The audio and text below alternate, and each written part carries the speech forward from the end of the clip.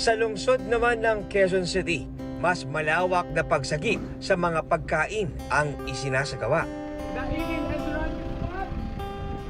Ang non-government organization na SOS o Scholars of Sustenance, isang food rescue group, halos araw-araw umiikot sa Metro Manila.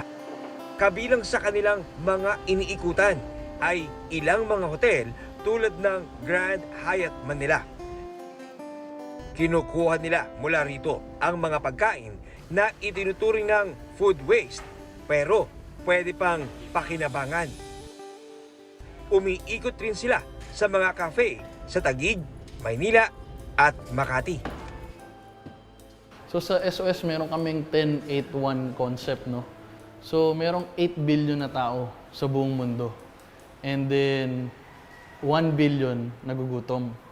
And then yung 10 naman, 10 billion people worth of food ang meron or pinoproduce ng buong mundo. So ibig sabihin yan, kahit napakainin mo lahat ng tao sa mundo, meron pa ring sobra na pagkain. So saan yan mapupunta? Ayon kay Mac Florendo, nagsimula ang kanyang advocacy ng pagsagip sa mga pagkain noong 2015.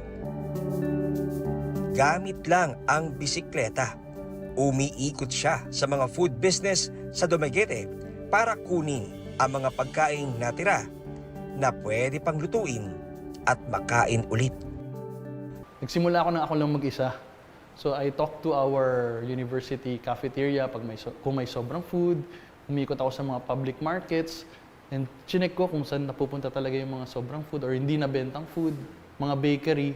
And then inisa-isa ko yan, tinatanong ko, saan po napupunta yan?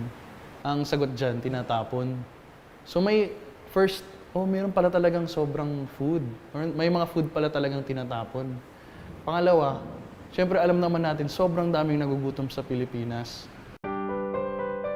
Ngayon, siya na ang food rescue supervisor ng international group na Scholars of Sustenance dito sa Pilipinas.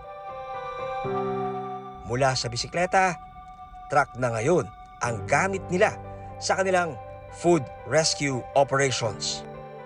Papakilala ko kayo kay Kagat. Kagat! So yan yung first ever na food rescue truck ng Scholars of Sustenance Philippines. Okay, kagat. Okay. So, Bakit kagat siya? Bakit kagat? Kagat. Kasi syempre yung goal naman sa food rescue is to feed people, and we want to feed or save the planet one bite at a time. One bite at a time. Kaya Kaya kagat.